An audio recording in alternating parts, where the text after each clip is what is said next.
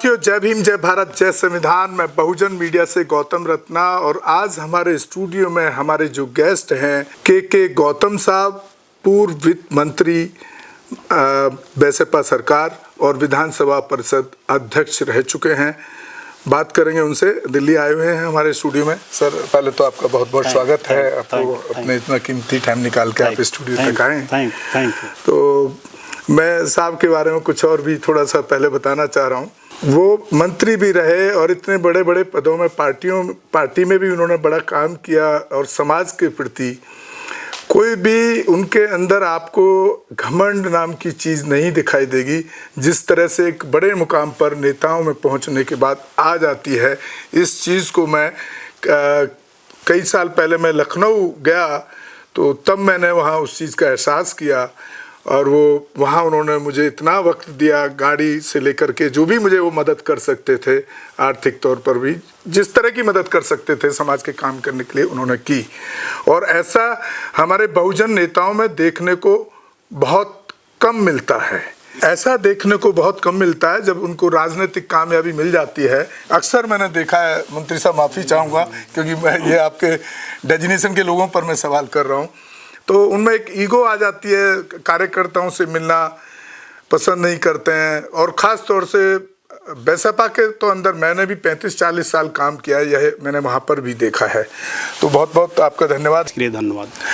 Sir, मैं अभी एक चैनल पर आपकी डिबेट देख रहा था, नेशनल चैनल पर। हम उसको चैनल का नाम ना प्रमोट करना चाहते हैं क्योंकि लोग हम क्यों बढ़ाएं उसके व्यूअर्स को, तो हमारी सोच बड़ी डिफरेंट है। तो वहाँ पर भी आपके साथ जो डिबेट उसमें थी पैनल के अंदर, वहाँ पर कुछ आरएसएस के भक्त या भाजपा के भक्त भी उस डिबेट में थे। और जो चैनल का मालिक है वो तो ब्राह्मण है ही है, वो तो सब माइंडसेट तो एक है ही है। तो वहाँ पर भी अभी बड़ी काफ़ी तीखी नोक-झोंक हुई श्री राम और भगवान के, श्री राम भगवान और कॉन्स्टिट्यूशन पर। वहाँ भी काफ़ी देखा मैंने, बड़े आक्रामक थे। तो इसको श्री राम से वो क्यों वहाँ पे जोड़ना चाह रहा था? इसके पीछे क्या लॉजिक हो सकते हैं? देखिए, इस बहस को उसने जोड़ने की कोशिश की थी श्री राम से और हिंदू से। और इनकी भाषा से ऐसा प्रतीत हो रहा था कि मेरे बोलने पर इनको अच्छा नहीं लग रहा था। तो मैं इस साथी के भी सम्मान करूंगा क्योंकि इस साथी को इसलिए सम्मान करूंगा कि पूरे मीडिया में या पूरे ये चैनल के माध्यम से देश के लोगों ने देखा होगा कि इनकी उग्र भाषा देखिए, इनका योग्यता देखिए, इनका संस्कार देखिए कि थोड़ी सी वहाँ पर उग्र हुआ आपके ऊपर, आपने जवाब थोड़ी से सच्चाई बताए गए तो उग्रवाद हो गए। इसके मतलब संविधान में न समता, न स्वतंत्रता, न बंधुता, न न्याय, कुछ नहीं मानते उनसे। बस वही मानो जो ये कहे, मतलब इनकी बात, हमारी बात मानो। तो भाई, भारतीय संविधान कहता है सबकी बात मानो, सबका सम्मान करो। सारे धर्मों को मैं सम्मान करता हूँ, किसी की मैं आलोचना नहीं करता, क्योंकि परम पूज्य बाबा साहब अम्बेडकर ने संविधान के माध्यम सारे धर्मों को अधिकार दिया। अपना पूजा करेंगे, अपना पाठ करेंगे, अपनी आस्था रखें, कोई दिक्कत नहीं है, सब करना चाहिए। हम भी अपने धर्म की बात करते हैं, अपने परिवार बात करते हैं, अपने समाज बात करते हैं जहाँ हमको मौका मिलता है। लेकिन सारे धर्मों को मैं सम्मान करता हूँ, लेकिन सम्मान करने की मतलब नहीं कि अंधविश्वास और पखंड को मानता हूँ। मैं इस अंधविश्वास पखंड को नहीं मानता क्योंकि देश में विज्ञानवाद होना चाहिए, अज्ञानवाद नहीं होना चाहिए। अज्ञानवाद के लोग, हम लोग पिछड़े हुए थे, हम लोग अधिकार सब छीना गया था अधिकार हमारा छीना गया था। आप जानते हैं, पढ़े लिखे लोग हैं, सब जानते हैं अधिकार छीना गया। लेकिन परम पूज्य बाबा साहब अम्बेडकर धन्य है कि इनके पैदा होने पर हमारा अधिकार को मिला। अधिकार के मिलने के बाद हम लोग गांव में, मेरे गांव में तो बताता हूँ, मैं तो प्रतापगढ़, पैतृक मेरा घर प्रतापगढ़ में, कुंडा विधानसभा है, जहाँ पर ये हालत थी कि परम पूज्य बाबा साहब अम्बेडकर को जयंती मनाने में मुझे अपमानित किया गया था, मेरा हत्या करने का प्रयास किया गया था, शिवालय में जाकर कसम खाई थी। और पुंडीर, सीओ पुंडीर, कुंडा का सीओ पुंडीर था, मेरी जान बचाई थी, 2 अंगरक्षक रखा था रात में। तो हम लोग बड़ा संघर्ष किया है, लेकिन परम पूज्य बाबा साहब अम्बेडकर को पढ़ा गया, समझा गया, और समझने के बाद पढ़ते पढ़ते हम यहाँ दिल्ली तक आ गए कि आपके बीच में मौका मिला मुझे बात करने का। सर, एक सवाल और है। मैं आपके जब घर गया था तो आपकी जो किताबों की मैंने पूरा केबिन और किताबें देखी। ये थोड़ा सा मैं माफ़ी चाहता हूँ अगर आपको बुरा लगे क्योंकि ये पर्सनल से कहीं जुड़ जाता है। उसमें एक मनुस्मृति की किताब भी थी और मेरा अपना जो परसेप्शन बड़ा अलग है कि मनुस्मृति की किताब तो क्या, रामायण की किताब, महाभारत की क्या, मैं तो इन नामों से ही मुझे नफरत है, क्योंकि इन्हीं ग्रंथों की वजह से कहीं ना कहीं इतने बड़े देश के 50% महिलाओं को और वंचित समाज को, यानी लगभग 80-90% समाज को गुलाम बना गया। वो किताब रखने के पीछे क्या मकसद है? ठीक है, आपने कहा।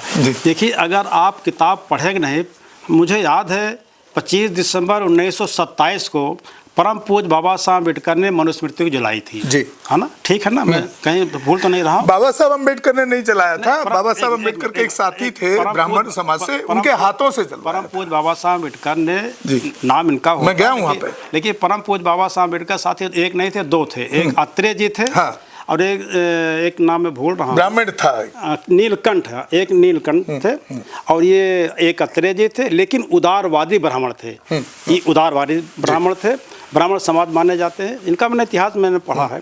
तो जब मैं पढ़ूंगा नहीं, जैसे मैं बताया कि परम पूज्य बाबा साहब अम्बेडकर जब जला रहे थे, जलाने में 3 लोग, पहला अगुवाई अत्रेय जी और नीलकंठ ने किया, परम पूज्य बाबा साहब ने इसको सहयोग किया, सब लोग सहयोग किया।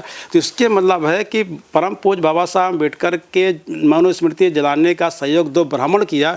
इसलिए ब्राह्मण किया क्योंकि ब्राह्मण उदारवादी था, विज्ञानवादी था, पढ़ा लिखा था। हम इसको भी सम्मान करते हैं, हमने सम्मान किया, करना भी चाहिए। तो जब आप पढ़ेंगे नहीं तो कैसे जानेंगे कि ब्राह्मण भाई भी हमारा परम पूज्य बाबा साहब की विद्वता को मानता था। परम पूज्य बाबा साहब अम्बेडकर की विद्वता ना मानते तो ये भी बता दें रत्ना जी, ये सारस्वत ब्राह्मण थे, जो इनके धर्म में बताएगा, उच्च कोटि सारस्वत ब्राह्मण थे जी।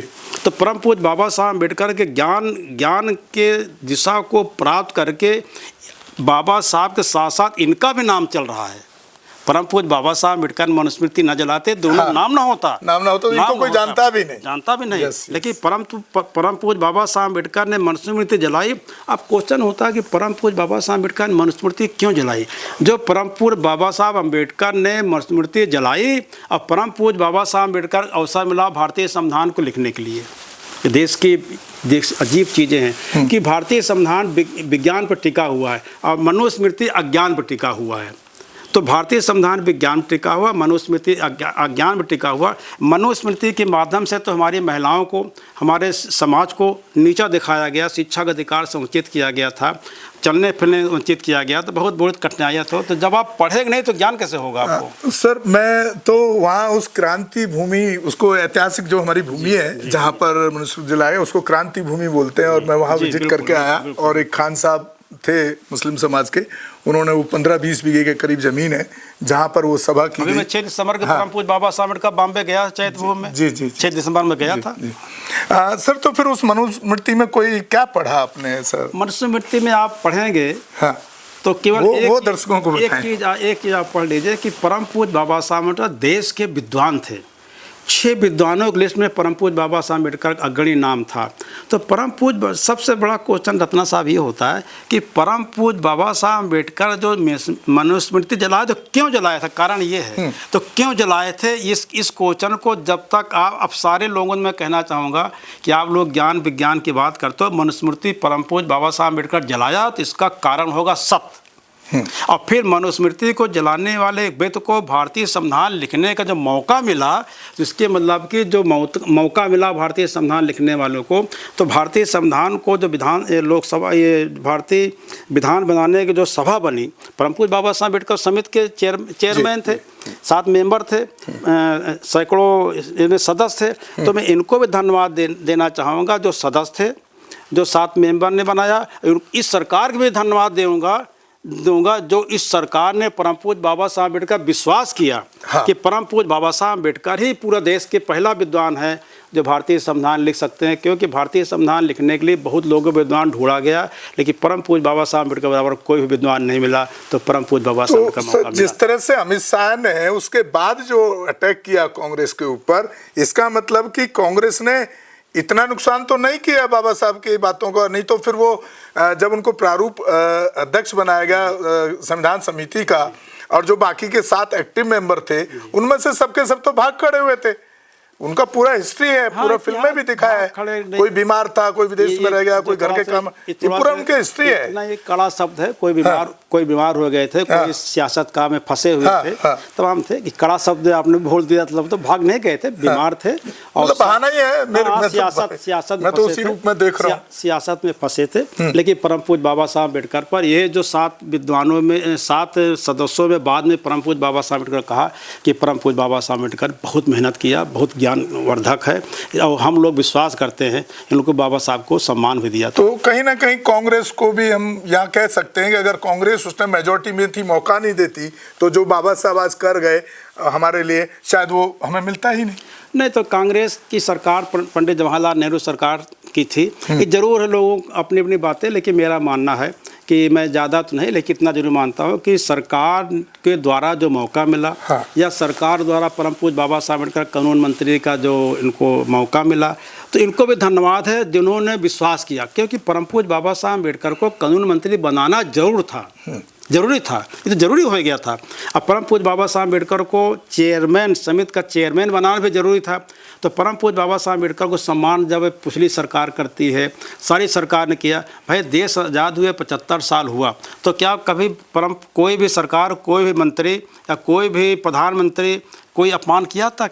तो पहले ऐसे व्यक्त हुए अमित शाह जी, जिन्होंने परम पूज्य बाबा साहब अम्बेडकर का अपमान किया। तो बहुत ही जबकि अमृतकाल बताते हैं, ये अमृतकाल चल रहा है, वो तो पता नहीं कहाँ से सब ढूंढ के लाते हैं, कहते साहब अमृतकाल चल रहा है, तो अमृतकाल मतलब यही है इनका। सर तो कहते हैं अमृतकाल नहीं है, विषकाल है इनका। अमृतकाल जो है वो पूरे देश की बर्बादी का रास्ता है। आप देख रहे हैं अभी हरिद्वार के इलाहाबाद के कुंभ के लिए कितना 1000 करोड़ रुपए पानी की तरह बहाया जा रहा है, जहां पर कि उससे शिक्षा को मजबूत किया जा सकता है, देश को और तकनीकी तौर पर मजबूत किया जा सकता है। तो इनके अमृतकाल जो है वो सारे टिक करके वहीं आ जाते हैं। मैं तो बहन बेटियों के साथ रेप होते हैं, उनकी FIR नहीं होती है। मैं तो उदारवादी बात कर रहा हूँ कि ये भी करें, हमको कोई दिक्कत नहीं, करें, लेकिन जितना प्रयागराज में प्रतिवर्ष दिया जाता है, थोड़ा से बढ़ कर एक यूनिवर्सिटी हर कुंभ मेला बनाते रहे देश में, एक यूनिवर्सिटी। भाई कुंभ मेला में आप पैसा दीजिए, उसका नाम ही रख दो कुंभ मेला यूनिवर्सिटी, हमें तो उसमें भी दिक्कत नहीं है, लेकिन बच्चे पढ़ेंगे तो सही। क्योंकि ये धन जो है हमारा भी इसमें लगा, चाहे 10 रुपया लगा हो, चाहे 20 रुपया, हमको इनकम टैक्स देते हैं तो बनाए। लेकिन मैं सरकार से अनुरोध करना चाहूँगा, माननीय प्रधानमंत्री से अनुरोध करना चाहूँगा, उत्तर प्रदेश सरकार का अनुरोध करना चाहूँगा कि प्रयागराज में आप करिए, हमारा कोई विरोध नहीं, अच्छी बात, लेकिन एक यूनिवर्सिटी हर जब कुंभ मेले में एक यूनिवर्सिटी बनाते रहे पूरे देश में, तो आपका भी इसमें नाम होगा जी। सर इसलिए मैं आज दिल्ली एक मीटिंग में आया था, मैं अम्बेडकर महासभा मीटिंग में आया था, तो मैं सोचा कि आपके एक चैनल के माध्यम से मैं अपनी बात को मौका मिलेगा, तो आपने मौका दिया, इसके लिए बहुत बहुत धन्यवाद आपका। तो आप हमारे चैनल को बहुजन दस्तक एंड कॉन्स्टिट्यूशन को ज़्यादा से ज़्यादा देखें, शेयर करें, सब्सक्राइब करें, और ताकि हम इस तरह के जो हमारे पुराने जो योद्धा हैं जिन्होंने समाज को एक कुर्बानी दी है, वो चाहते तो आज भी मिनिस्टर रह सकते थे। आप हमारे चैनल को ज़्यादा से ज़्यादा शेयर करें, सब्सक्राइब करें, देखें, और हो सके तो, क्योंकि एक स्टूडियो है बहुत बड़ा, मेरा लाइट का बिजली का बिल ही हमारा लगभग 10,000 के करीब आता है, और कहीं से इसमें कोई बड़ा सहयोग नहीं मिलता। हो सके तो एक आर्थिक सहयोग भी जितना हो पाए वो करें, ताकि हम इस तरह के इंटेलेक्चुअल राजनेताओं को जो हमारे समाज के प्रति ईमानदार हैं उनको आप तक लाते रहें, और उनके एक्सपीरियंस को, उनके अनुभव को आप तक पहुंचाते रहें। और ख़ास तौर से अगर किसी के साथ एट्रोसिटी हो, वंचित समाज के साथ, महिलाओं के साथ, हमारे चैनल पर नंबर दिए हुए हैं, हमें ज़रूर बताएं, और हम उसमें तुरंत कोशिश करते हैं कि वहाँ के पुलिस अधिकारियों या प्रशासन से बात करके उसमें अकॉर्डिंग टू संविधानों की धारा के हिसाब से उसमें कार्रवाई हो। इसी के साथ आपसे विदा लेता हूँ। धन्यवाद, बहुत बहुत।